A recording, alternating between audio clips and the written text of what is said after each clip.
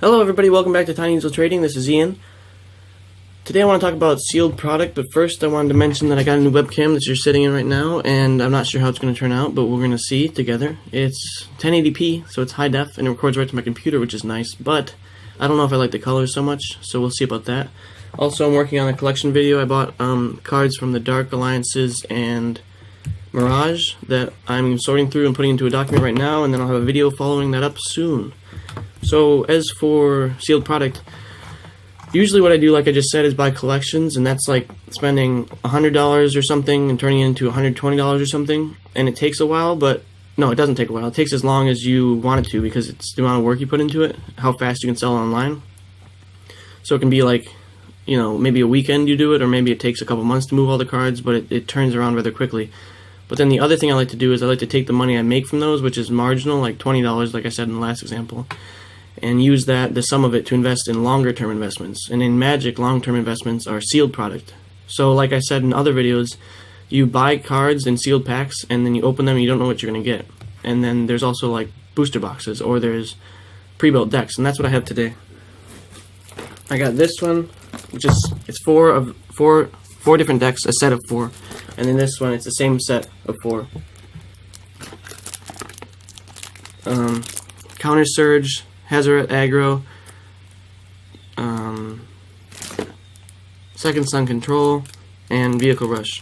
These were decks that they put out, I don't know how long, a couple months back now, and they were in Standard at the time, and they made them mostly of reprints, or not reprints, but cards that were going to rotate out soon, so they're no longer going to be legal in Standard. It was a really smart way for them to get the final money out of the product.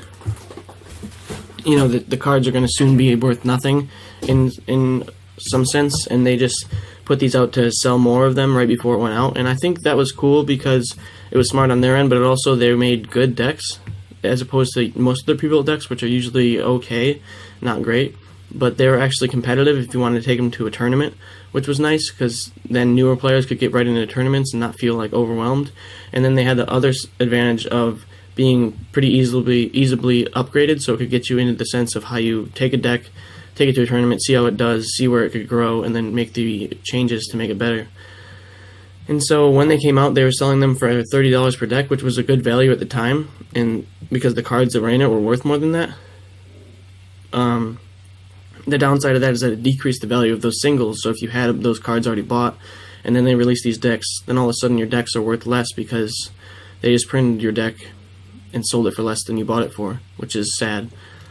But since they've rotated out, I was able to pick them up for $20 each, so that's already a good deal because the value of the cards in it is about, you know, 30-ish still, and you pay 20 for it. They pay for themselves if I just took it and sold it right now. But I'm not going to do that. I'm just going to leave them sealed and sit on them for like 5 years at least, and then I'll look at the price of it and try to sell it and hope that because of natural attrition, just time passing, and people opening them or them getting lost or whatever happens that makes their supply go down, there's less available, and then the demand will be hopefully increase, but maybe just stays constant, and people get nostalgic about that time maybe, or there's cards in there that they want to get that they're willing to buy the whole deck for, or they want to give it as a gift to someone. Who knows why there's the demand, but the demand either stays the same or increases, and the supply goes down, so that I paid $20, but in the end it's worth, who knows, let's say it's worth $50 down the line, 5 years. I can sell it on eBay for $50, and then I get $40 back after fees and shipping. And then you look at the $20 investment up front is doubled after 5 years. That's like 20% returns each year, which if you compare it to like a traditional investment retirement account, a healthy year is 7% returns. So we're doing better than a traditional retirement account over 5 years, and our money's still liquid, so we can take it out and reinvest it rather than have to wait till we're 65. But ideally the demand would go up even more because some cards in there become highly sought after. And that would be the best of all worlds, is the supply dwindles naturally, then the demand increases because some card in there is played in some modern deck, or they reprint it in Standard and people want the original printing for their decks or something weird like that. And then all of a sudden the deck price shoots up to $100 each, which we've seen happen in the past. And that's not that hard of a goal to hit when you have a 60 card deck, you have a 15 card sideboard. So it's a bunch of opportunities for one or two of those cards to spike and go to, like, even if it goes to a $20 card, then that single card pays for the investment itself. So it's really not that risky of an investment.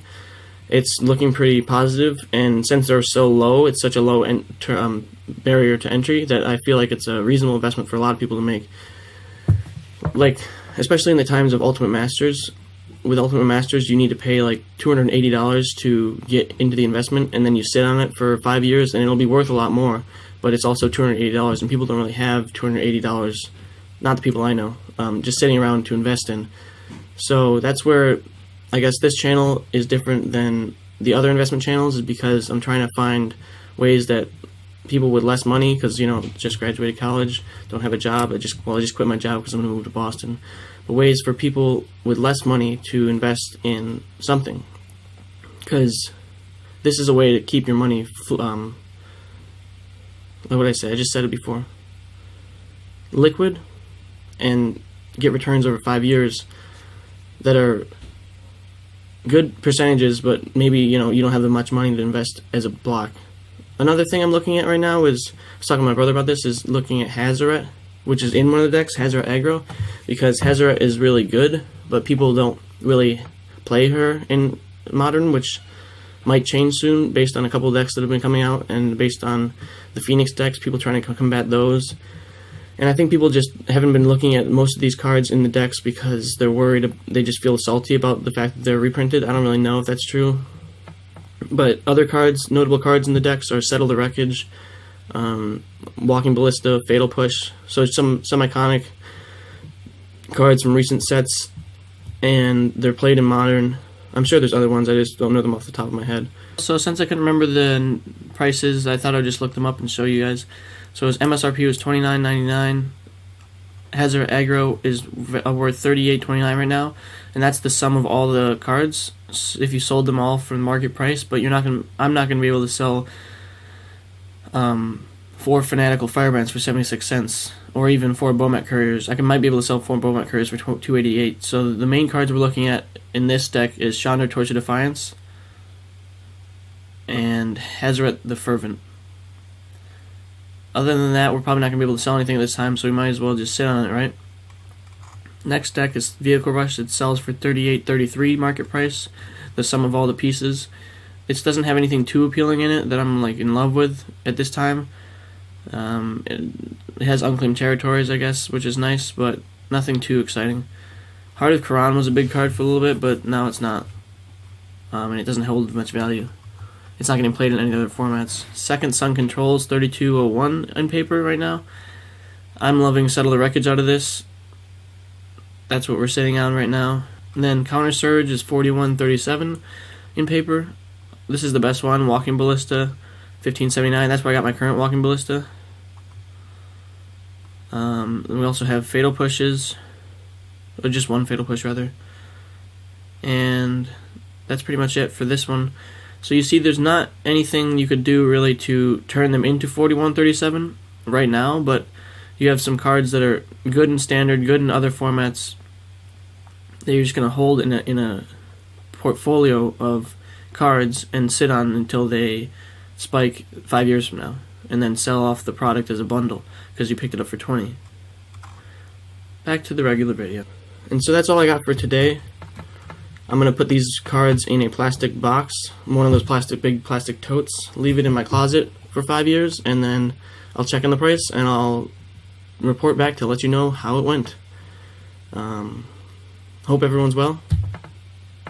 Like the video, comment if you have questions, or if you say, this is a bad idea, Ian, you could do that down below. Other than that, have a good day. Farewell.